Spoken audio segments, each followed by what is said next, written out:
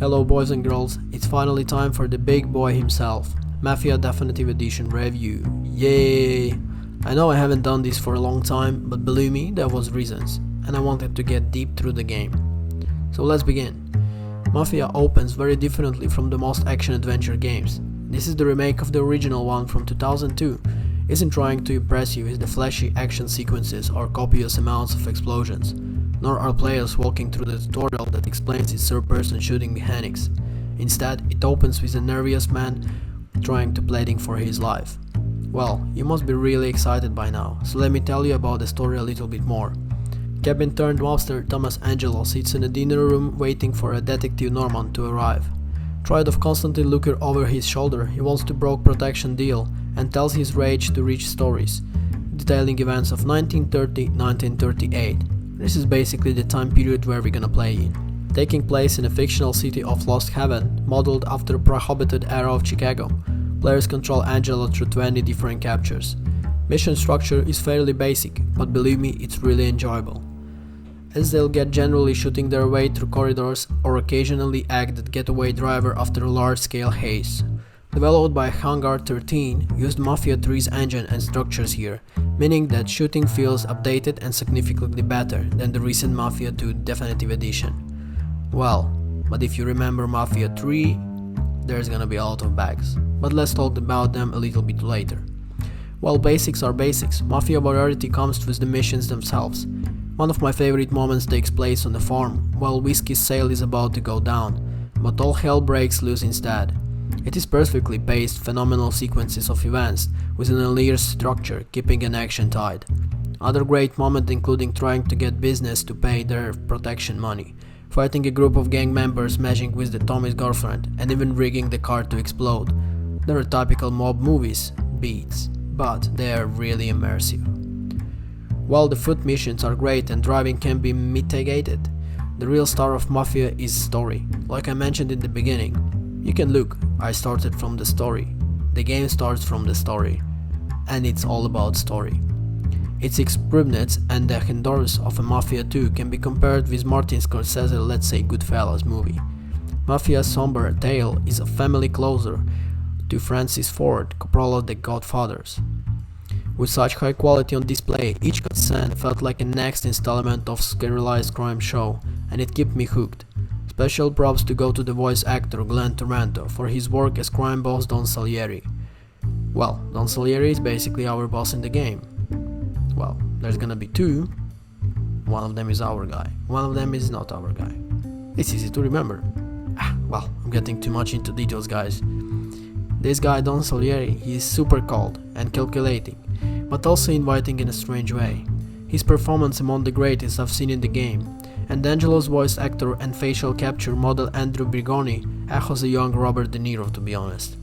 For one, Mafia has quite few technical issues that could break the experience for others, although I didn't depend on my own personal enjoyment. Things like crashes, let's say, a strange audio bug that implied the voices of the characters being muted, but all of these things, they kind of destroying your experience, but not that much. I mean, we all know Cyberpunk 2077, who was full of bugs and things, but we still all enjoyed it by its story. Same things go with the Mafia. We already knew that having used the Mafia 3's engine, you're gonna see a lot of the bugs and glitches in game. But believe me, some of them have been smoothed, and the patches came on later and the game was a bit fixed. So, finishing on the Mafia Definitive Edition. This game takes old titles and polishes in the new places where it counts most, story and characters, while delivering a solid experience in the most aspects. The driving isn't great, and believe me, it wasn't great in the previous games and the original one, but believe me, it's kind of okay. Finishing on this note, I highly recommend you Mafia if you're into gangster movies, if you like 30s from New York, Chicago time, if you like Al Pacino and all these guys like this. You'll really enjoy the storyline. The only problem might be the bugs, but I think by the time you might try to play it, some of them will be fixed.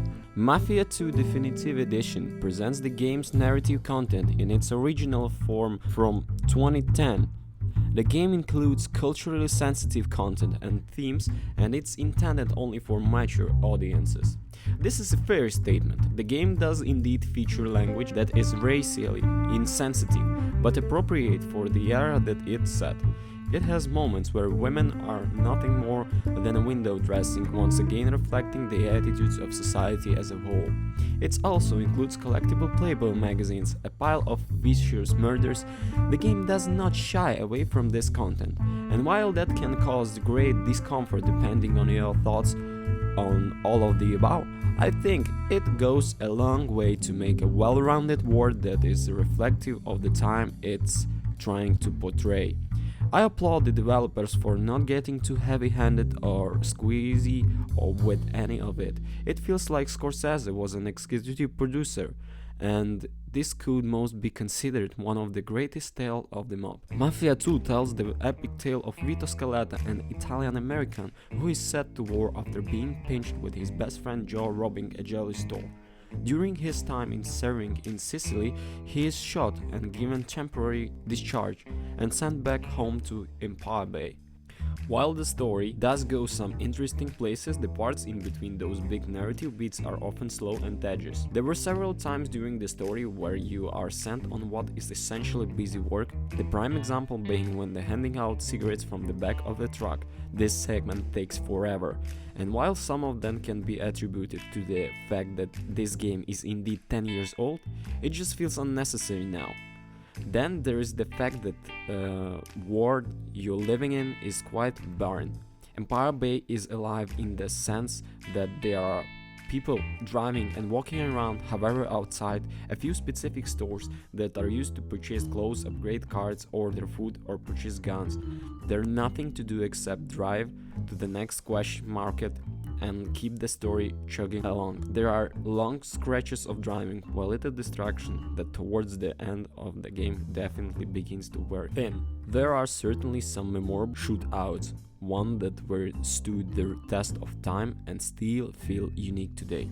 The window washing machine is an utter treat. The meat packing plant is a great mix of steel and full of on offense, and the Red Dragon ENN feels like a John Woo movie 50 years before its time. However, the combat mechanics as a whole, they haven't aged so well.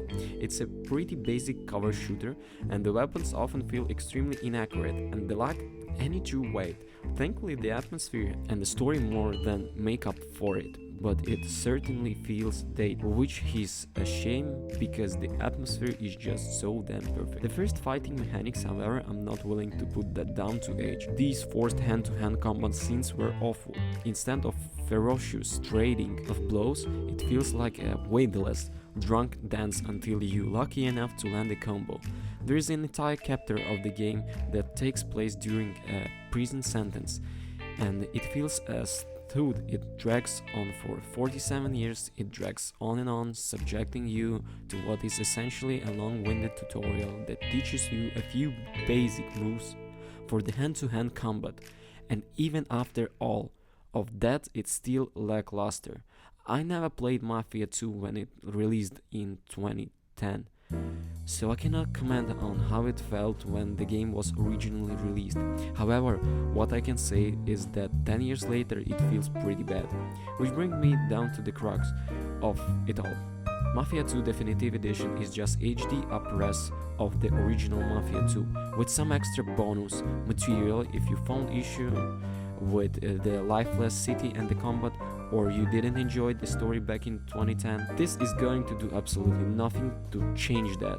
This is very much indeed the same game. It just looks a lot nicer at higher resolution. That said, the character model do look a little iffy, especially after we just seen those Georgia screenshots for the original Mafia remake that is on the way. Overall, Mafia 2 Definitive Edition tells a story that is gripping, and while it may not be largely unique in the span of Mafia lore, it's one of the best available in video game form. I genuinely cared about Vito and his terrifying criminals that surrounded him.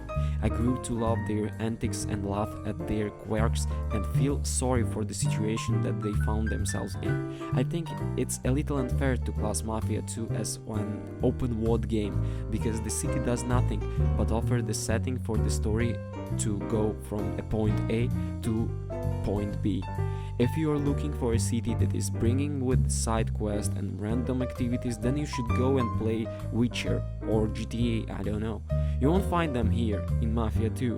What you will find is a bittersweet, interesting period piece that looks at time that is not often explored in video games, and it's pretty damn memorable. One at that. If you have played through the original, the editions adds nothing new apart from the new glossy coating, but if you have not, then Definitive Edition will be a worthy addition to your collection. There is an R18 age rating due to the Playboy magazine collectibles, I believe, and not the violence, which means that it will be inappropriate for many, but Vito's story as well as the gameplay is as enjoyable and captivating as the original. Driving across town can occasionally be a tad monotonous, but the simple shootouts and fist controls make sure that the main story flows smoothly for the entire game, and the music and the visual capture the setting beauty, allowing gamers to be fully immersed into the family. So pros: wonderful story, fully immersive soundtrack and locations. The cons: apart from slightly being visuals, it's the same game. So if your life aren't full of actions and you are searching for a game to play with some criminals, that Mafia 2 Definitive Edition is for you. Don't forget to comment and subscribe, and please leave a like. Bye!